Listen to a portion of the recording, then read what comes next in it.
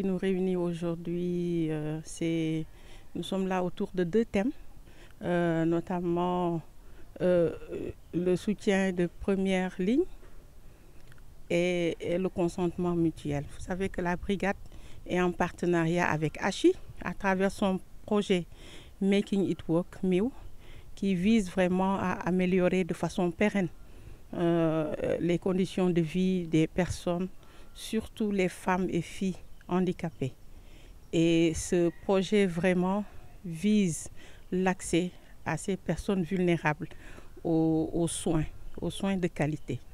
Vous savez, le Sénégal, comme d'autres pays, a ratifié la Convention internationale relative aux droits des personnes handicapées.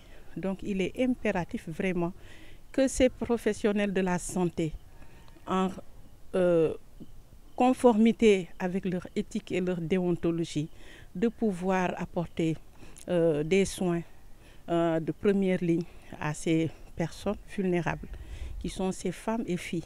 Cet atelier fait suite à un autre qu'on a tenu il y a quelques mois, où on a eu vraiment ces femmes handicapées qui nous ont fait un témoignage très poignant par rapport à ce qu'elles vivent dans les structures de santé.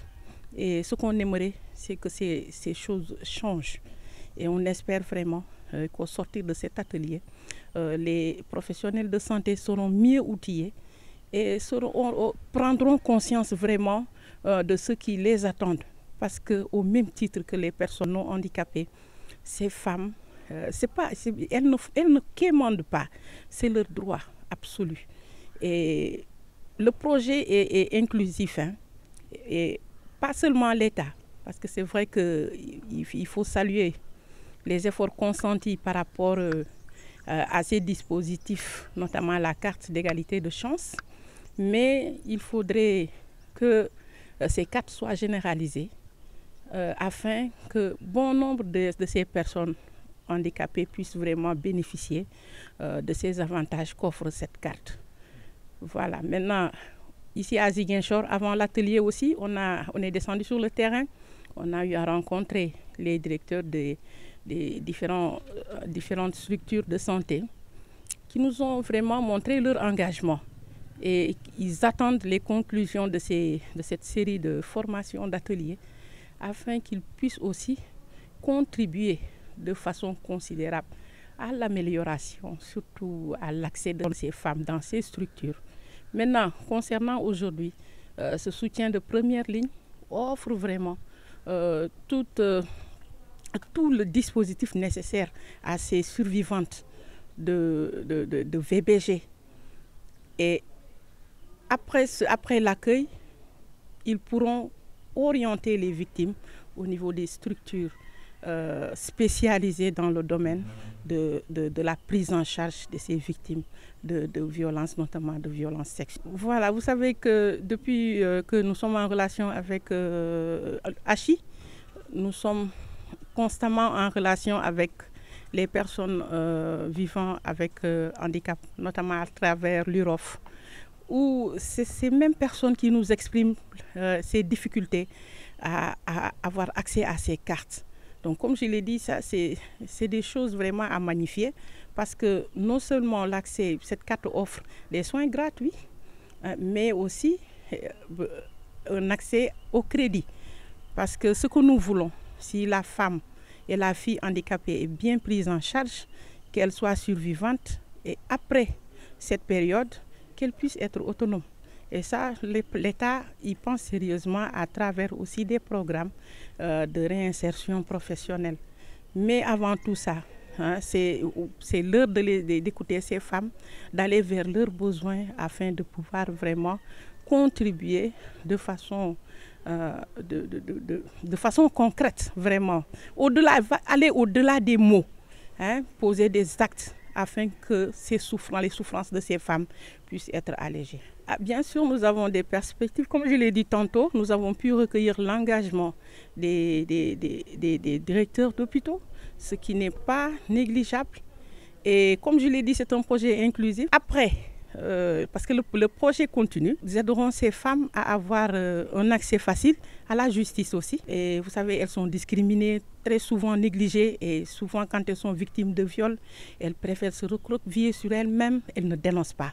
Donc la brigade a dit non, il faudrait qu'on accompagne cette couche afin vraiment que les auteurs des actes de violence ne restent pas impunis. Voilà, donc ces perspectives, c'est quoi? C'est de les aider, qu'elles soient en santé. Déjà le fait d'avoir un handicap, vous êtes perpétuellement dans un état psychologique qui n'est pas les meilleurs. Donc imaginez-vous qu'on ferme les structures de santé ou bien que l'accès à ces structures soit compliqué pour cette couche. Donc c'est des femmes qui sont condamnées à vivre dans des ténèbres. Donc, et ça, nous, on s'érige en sentinelle pour que cela change. La situation des personnes handicapées, notamment sur leur prise en charge médicale, en particulier les soutiens de premiers soins et notamment la dimension de l'autodétermination, c'est-à-dire le consentement éclairé.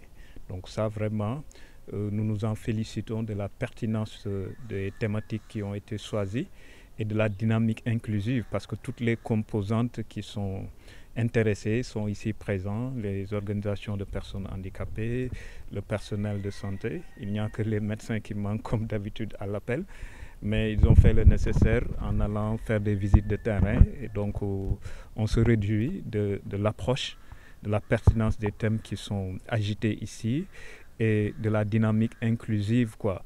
Et ça entre en ligne droite avec les politiques publiques en matière de promotion et de protection des droits des personnes handicapées. Et le gouvernement a fait des efforts, certes qu'il faut continuer et renforcer davantage en ratifiant la Convention des droits des personnes handicapées, également en prenant en 2010 la loi d'orientation sociale. Et dans cette loi-là, il y a un certain niveau de mise en œuvre, notamment les bourses de sécurité familiale, la couverture santé universelle avec les détenteurs de carte d'égalité des chances. Mais il y a effectivement des efforts à faire. Et c'est bien qu'on ait une brigade qui puisse quand même dire à l'État, voilà ce qui marche, voilà ce qui ne marche pas, et qu'on puisse faire des efforts sur les violences et les discriminations d'ordre institutionnel. Parce que quand même, dans la loi d'orientation sociale, il y a beaucoup de droits liés à de nombreux secteurs qui sont déjà là en termes de droits, mais dont les personnes handicapées ne parviennent pas à se saisir parce qu'au niveau des agents préposés à la mise en œuvre, il y a des réticences. Donc...